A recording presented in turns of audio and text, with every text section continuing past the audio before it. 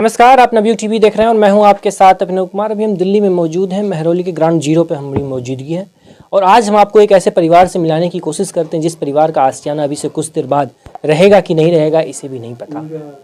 और इसकी सच्चाई आप देख लीजिए, जिस घर को बनाने में कितने जहद करके वो इंसान अपना घर बनाता है और आज उस इंसान का घर अपने हाथ से वो खाली कर रहा है। जब कोई भी इंसान अपना आशियाना अपने हाथ से खाली करता है तो उस घर से उसे हर एक चीज की यादें जुड़ी होती है।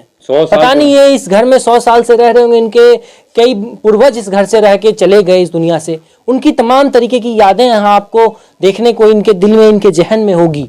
लेकिन आज उस यादों को छोड़कर जाने पे मजबूर हो चुके हैं क्योंकि सरकार, इस देश की सरकार निकम्मी और भ्रष्ट हो चुकी है। और दिल्ली की सरकार, खासतौर पर दिल्ली की सरकार हो, दिल्ली की पुलिस प्रशासन और कोर्ट के, सुप्रीम कोर्ट की तरफ से तो ये असंवैधानिक शब्द का हम इस्तेमाल कर रहे हैं। हो सकता है आप हम पे कार्रवाई भी कर दें, लेकिन आपकी जो रवैया है, आपका जो रवैया है वो बहुत ही शर्मिंदगीपूर्ण रवैया है क्योंकि आपका जो ये बुलडोजर का कार्रवाई है ये आम तौर पे आम जनमानस को नहीं पसंद आ रहा। और आप ही, आपके सांसद, बीजेपी के सांसद और दिल्ली के नेता प्रतिपक्ष रामवीर सिंह बिधूरी का एक बयान था कि 2014 के बाद जिनका घर बना उन्हीं का घर टूटेगा। 100 साल पहले तो इनका घर बन गया, 2014 में तो इनका घर बना नहीं, या 2018 में नहीं बना है, तो फिर क्यों तोड़ा जा रहा है? और आप कहाँ सो रहे हैं? आप तो सदन में बहुत चिल्लाते हैं, सदन में पूरे दिन चिल्लाते रहते हैं और केजरीवाल कहते हैं एलजी कौन है, और एलजी साहब पे तमाम तरीके के सवाल खड़े होते हैं। आज वो एलजी कहाँ है? और एक तरफ प्रधानमंत्री मोदी जो कहते हैं सबका साथ सबका विकास, यही है सबका साथ, यही सबका विकास। मकान कि आपको क्या नोटिस दिया गया है? कोई नोटिस नहीं दिया हमारे को। कोई नोटिस नहीं। क्या बोला उन्होंने? ना बोला भी नहीं है, कुछ भी नहीं बोला हमारे को। पड़ोस के पड़ोसी कह रहे हैं, सोचिए इनका नोटिस भी नहीं दिया गया, ना ही कुछ कहने के लिए आप बुलडोजर आके लेके आ जाएं और कहें हम आपका खत्म हो गया कहानी। इस तरीके के रवैया इस देश में चल रहा है। आपके पास नोटिस भी नहीं है, आपको आम लोगों से, अपने आस पड़ोस के लोगों से पता चल रहा है। ये आज जो स्टे का ऑर्डर लगाया गया था उसकी क्या कार्रवाई चल रही है? उसमें कुछ दिख रहा है? सुप्रीम कोर्ट का जो रवैया है, एक असंवैधानिक रवैया है सुप्रीम कोर्ट का, या दिल्ली सरकार का भी असंवैधानिक रवैया। लेकिन दिल्ली सरकार तो कह रही है कि हम आप लोगों को आश्वासन दे रहे हैं, नहीं होगा, नहीं टूटेगा घर। और तोड़ने फिर भी आ रहे हैं यहाँ पे तोड़ने के लिए। कि 2007 के जब शीला दीक्षित थी ना, उसने ये फाइल लगाई थी। अब ये फाइल इन्होंने उठा के ऊपर लगा ली है, क्या करें? और बोले थे कि अवैध निर्माण उड़ाएंगे और उड़ा रहे हैं ये गरीब आदमियों के घर जो पुराने बने। उन्होंने ये कहा था कि जो जहाँ क्या नाम है, जिसके पास पुरानी जैसे जायदाद है, जिस पे रह रहा है, 100-200 मकान जो भी हैं वो नहीं तोड़े जाएंगे, और ये सबको तोड़ रहे हैं। ये कोई विधायक मिलने आए आपसे? कोई नहीं आया, कोई भी मिलने के नहीं आया ना कोई नहीं आया, हमारे पास आया कोई भी नहीं आया। अभी तो निगम पार्षद जीते हैं कुछ दिन पहले, अभी तो समझ भी नहीं। रेखा महेंद्र चौधरी जीती हैं यहाँ से। किस पार्टी से? आम आदमी पार्टी से। आम आदमी पार्टी से। मैं बस आपको कंफर्म करा रहा था, मुझे भी पता। गजेंद्र यादव जी, वो भी आए हैं? वो भी नहीं आए जी। यहाँ तो कोई नहीं आया। वो सब अपनी अपनी रोटी सेकता है, हर कोई अपनी रोटी सेकता है।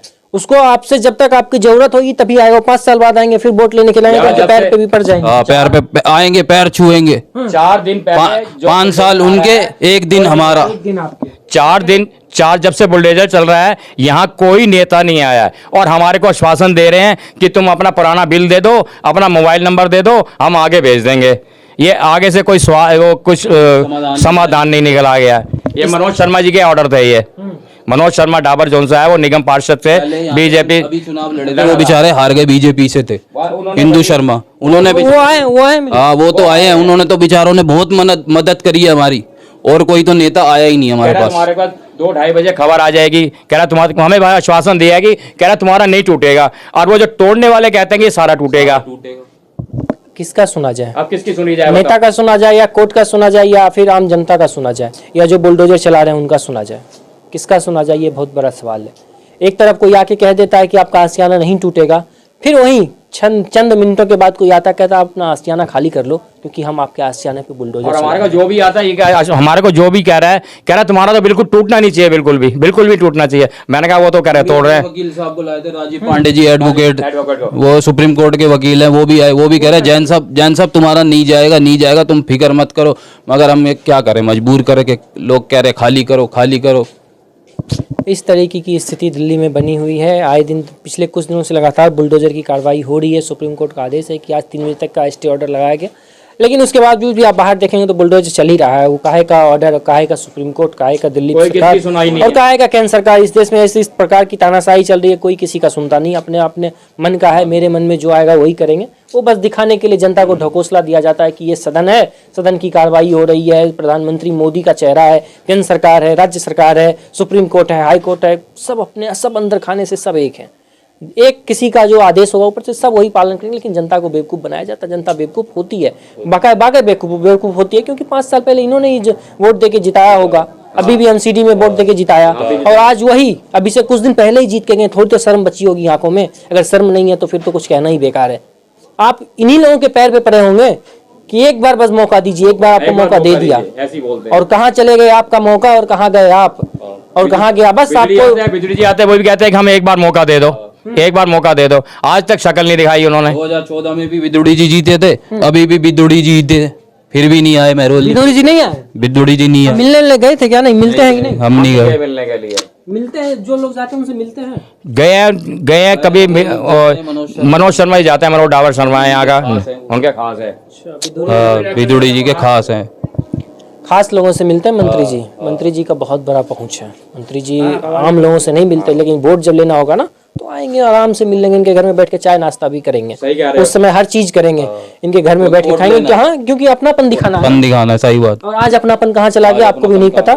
आज ये रोड पे भटक रहे हैं अपने सामानों को लेके, अपने बच्चे को लेके, छोटे छोटे बच्चे को लेकर, महिलाएं हैं, बुजुर्ग आदमी, इनका 50-60 साल का उम्र होगा है, एक आधा उम्र इस घर में बिता चुके हैं। अब ये जिंदगी के अंतिम पड़ाव पर हैं, और अंतिम पड़ाव पर अपने सामान को अपने कंधे से लेके निकल रहे हैं, रोड पे भटक रहे हैं। इनके दिल पे क्या बीत रही होगी, और इनके जहन में भी क्या क्या सवालें आ रहे होंगे, क्या क्या चल रहा होगा, वो हम और आप कल्पना नहीं कर सकते, बस हम सोच सकते हैं और कल्पना करने की। हमारे पापा ने ये मकान लेके दिया है हमारे को उस टाइम, और ये हमारे पापा कंधे के ऊपर वो सामान बेचा करते थे, बनियान वगैरह, वो उसका पैसा इकट्ठा करके फेरी का काम करते थे, साइकिल के ऊपर जाते थे, साइकिल चल के साइकिल से। उसके बाद इन्होंने साइकिल पे ही पैसा कमाया है, 1-1.5 साल साइकिल पे ही उन्होंने मेहनत करी है।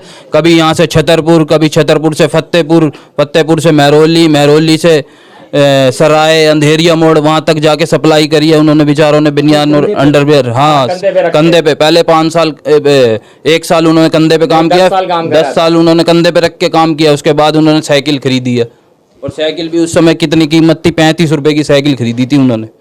उस मेहनत की कमाई का ये आशियाना है, और आज ये आशियाना उजरने के कगार पे है। हमें 30 रुपए महीने पे हमारे को पापा ने हमें पाला है, 30 रुपए महीने पे, 30 रुपए महीने में हमारे को पापा ने पाला है। उनकी इतनी, हमारी एक टाइम खाना खाते थे, एक टाइम नहीं खाते थे वो।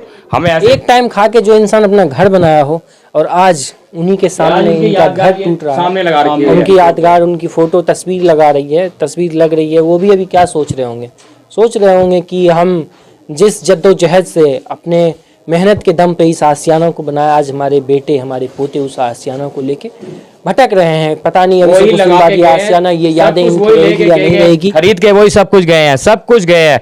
हमने कुछ भी नहीं लगाया उनके जाने के बाद।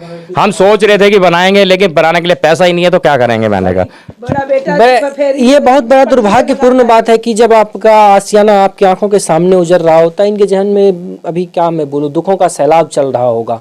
बहुत से सारी यादें इनके जहन में भी ताजे हो रहे होंगे, कुछ यादें हैं जो, लेकिन फिर भी इस अभी भी हकीकत में, इनका हकीकत है, इनका ये आशियाना है, ये अपने उम्मीद को बांध के यहाँ खड़े हैं और हमसे बात कर रहे हैं। एक बच्चे भी हैं, छोटे से बच्चे, नन्हे से बच्चे हैं। ये आप आगे आ जाइए।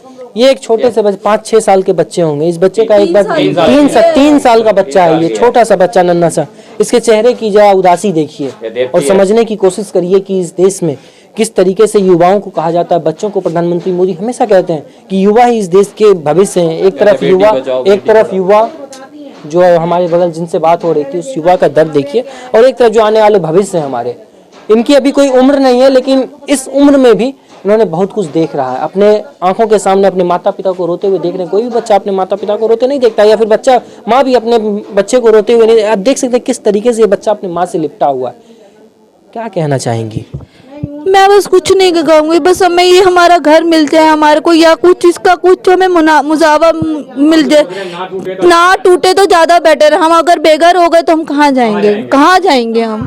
यही सवाल है, बस एक ही ना कोई घर है, ना हमारे पास कुछ नहीं है। कोई मेरे माँ बाप के पास काम भी नहीं है, कुछ नहीं है, कुछ भी नहीं है। कहाँ जाएंगे ये लोग? ये बहुत बड़ा सा कहाँ जाएंगे? सरकार आप तोड़िए, तोड़ने से पहले एक ये चीज को रोक दिया जाए, जितना हो सके रोक दिया जाए। गरीब आदमी कहाँ जाएगा, कहाँ जाएगा? आज तो दुनिया के पास तो एक दो फ्लैट है, वो कहीं ना कहीं शिफ्ट हो रहे हैं। हम लोग कहाँ जाएंगे? हम तो सड़क पे आ गए हैं, हमारा कुछ नहीं है, हम क्या करें? ये सड़क पे आने पे मजबूर हो चुके हैं इस देश की सरकार और इस देश में तानाशाही। सड़क मैं देख रहा हूँ इन लोगों की सामान ऐसे ही आप देख सकते किस तरीके से घर में बिखरा पड़ा। ये लोग अपने घर को आशियाने को खाली कर रहे हैं। ये एक दर्द है और मैं उम्मीद करता हूँ कि हमारी आवाज़ इस देश के उच्चतम न्यायालय तक पहुँचे। और ख़ासतौर पर मैं विधुरी जी से मैं बहुत उम्मीद करता था। उन सदन में जब दहाड़ते थे तो मुझे लगता था कि नहीं, आम जनमानस की वो आवाज़ उठाते हैं। काहे का आम जनमानस और काहे का नेता और काहे का प्रधानमंत्री, कोई किसी का नहीं होता। आज तो मैं इस बात को मैं दावे के साथ मैं लिख के आपको दे सकता हूँ, कोई किसी का नहीं है। वोट के टाइम पे हर कोई अपनी रोटी सेकता है, सत्ता जब मिल जाती है तो फिर आप कहाँ मैं कहाँ, कोई नहीं दिखता है। इतना बस यहीं से आप सोच लीजिए ना, 2 महीना पहले एमसीडी का चुनाव हुआ है। आज वो निगम पार्षद अभी शपथ भी नहीं लिया है और उनमें इतना मतलब क्या मैं बोलूं, सत्ते के नशे में चूर हो गए हैं कि मिलने तक नहीं आ रहे हैं कि हमारे जिस आम जनमानस ने हमें वोट देके जिताया आज उस पे दुखों का पहाड़ पड़ गया, लेकिन वो आज बार मिलने को तैयार नहीं। और कांग्रेस के निगम पार्षद और पुष्पा सिंह वो उन्होंने बेचारों ने मेहनत कर रखी है सब कुछ, वो फिर भी हमारी थोड़ी हेल्प बहुत कर रहे हैं। हाँ, कांग्रेस वाले। और वो दिल्ली के पूर्व महापौर सतबीर सिंह जी रहे हैं, उन्होंने बहुत कोशिश करी है। उन्होंने इतनी कोशिश करी है कि ऊपर तक राहुल गांधी से भी मिल के आए हैं और वहाँ सोनिया गांधी से मिल के आए हैं और सबसे ऊपर वाले से सबसे बात करी है। कोई किसी का जवाब नहीं दिया उन्होंने, कोई किसी का जवाब नहीं दे रहा है। इनका कसूर क्या है बस कसूर बता दें और फिर नहीं है। आज इनका घर टूट रहा तो फिर कहाँ जाएंगे, इसका जवाब सरकार दे या फिर सुप्रीम कोर्ट। रात दिन एक वो जाते रहे हमारे साथ। रात को कल परसों 11 बजे आए हैं, परसों 12 बजे, कल दोपहर को मिल के आए हैं। कोई किसी की सुनाई नहीं करी उन्होंने। कोई किसी का नहीं सुनता इस देश में, यही तो सच्चाई है। वो जो बस तानाशाही का रवैया देश में चल रहा है। हम जो कह रहे हैं वही होना चाहिए, वही हो रहा है, इसमें कोई दुराई नहीं है। अब सवाल ये है कि इन लोगों का घर जो टूट रहा है ये कहाँ जाएंगे और अपने बच्चे के साथ कहाँ जाएंगे, इनके बाकी का जीवन यापन कैसे होगा और कहाँ जाके होगा, ये बहुत बड़ा सवाल है। इसका जवाब मैं उम्मीद करता हूँ कि सुप्रीम कोर्ट या फिर भारतीय जनता पार्टी के तमाम जो गद्दावर अपने आप को बहुत बड़े लीडर समझते हैं उनको देना चाहिए। मेरी आपसे गुजारिश है कि आप इन लोगों का एक बार दर्द समझिए और सुनने की कोशिश करिए। इनके पास हर चीज़ है लेकिन फिर भी आप इनके घर पे, इनके आशियाने पे बुलडोजर चला रहे हैं, तो कितनी बड़ी शर्म की बात है इस देश की न्यायपालिका के लिए और इस देश के कुछ हुक्मदार नेताओं के लिए भी। अब आप क्या सोचते हैं और हमें कमेंट करके बताइएगा। आपके कमेंट का जरूर इंतजार रहेगा। तो फिलहाल के लिए इतना ही, बाकी की तमाम खबरों के लिए देखते रहें बिग टीवी। धन्यवाद।